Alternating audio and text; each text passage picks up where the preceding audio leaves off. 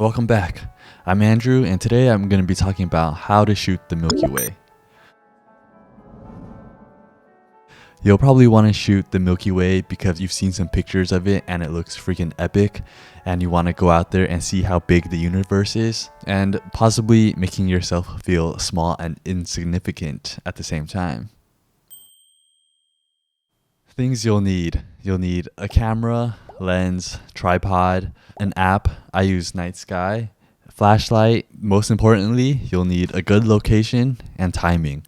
So first, Google where to see the Milky Way in my area. Depending on the month it is and your location, you'll be able to see the Milky Way or not. So pretty much half the year you'll be able to see the Milky Way. You'll want to find a very dark place with no light pollution. And I mean none. Pretty much has to be a new moon. So you'll have to look up when the new moon phases are. I'm from the Bay Area, so my dark places are along the coast. There is a lot of overcast along the coast, so I found that a weather app is handy too, so you can make sure that there's no clouds so you don't have to drive all the way out there. Weather app can be handy too. When shooting the Milky Way, you'll want to absorb as much light as you possibly can. So for a camera, if you have a full frame sensor, that will be better because a bigger sensor means you can absorb more light. As for a lens, you'll want one with fast aperture. That way you can suck in more light. And if you have a wide angle lens, that would be better too. That way you can get some foreground in your pictures to make it look even more epic. You'll need a tripod if you have one with one of those hooks where you can tilt your camera sideways to get the Milky Way. That would be really nice too. I use the app, the Night Sky. I can show you how to use it real quick. You probably want to wait for it to get dark before you start looking around, because right now I'm looking in the daytime and I don't see that much, but it's really easy to use. Just download it and start looking around. Once it's dark, you'll actually be able to see the night sky, but right now I'm not really seeing anything. Flashlight, it's going to be very dark, and you'll also want to be comfortable with the darkness because you don't want to get out there and get too scared to even go outside. Just make sure you don't turn your flashlight on as your time lapse is going, or else it's going to change the exposure of your picture and you're going to have all these little flashes. Camera settings. Like I said, you're trying to absorb as much light as possible. So if you can get your aperture wide open, 1.8, 2.8, usually the wide angle lenses only have 2.8.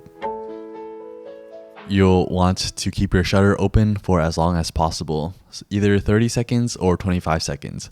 I've found that 25 seconds works better for me, but you should try both. And you can just work your way down and just see what different exposures get you. But I found 25 works best for me. 30 seconds, sometimes it gives me those little streaks on those stars because the world is turning, and when your shutter's open for too long, it actually gets that little bit of a turn. So I like 25 seconds and ISO 3200. I found ISO 3200 works best for my cameras. More than that, cameras, they usually get kind of grainy. 3200 still got me better results, so I've been sticking to that. You could probably start off with those settings: 25-second shutter speed, 3200 ISO, and aperture at f2.8, and then just adjust it from there. You'll also want to shoot in manual focus. If you have any kind of focus assist, focus peaking, that will be really helpful for you to really nail your focus on the stars. And you don't want to get too ambitious and try to focus past the stars because you think, oh, if you suck in more light, you'll be able to see the Milky Way better. It's not a good idea. It doesn't work. It doesn't look that good. I thought, oh, if I kind of focus past the stars, it makes the stars look kind of blurry, which makes it look even brighter, but it just doesn't look good. Just nail your focus on the stars.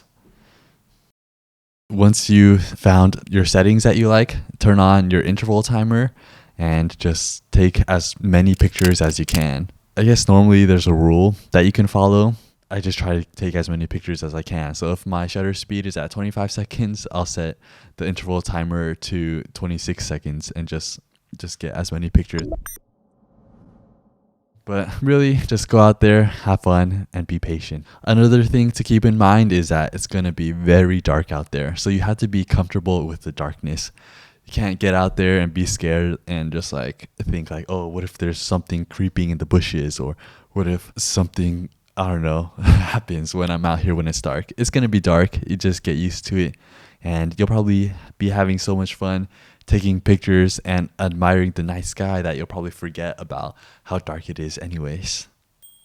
Once you get comfortable with it, once you get good at it, every time there's a new moon and you know you're gonna be in a dark place, so you can just go out, snap some few pictures and get some pictures of the Milky Way. Recently I was in Maui when there was a new moon and I was just like, oh, I have to get the Milky Way. I'm trying to get some Maui vibes and the Milky Way at the same time. It's gonna look so good.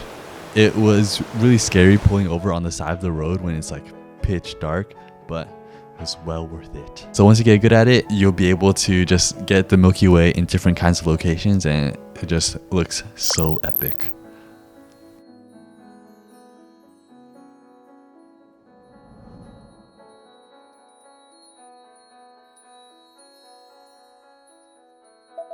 Right, so that's it for this video. So if you enjoyed the video, please hit the like button, share the video with someone you think that might be interested in the Milky Way, subscribe, and I'll see you guys next time. Peace.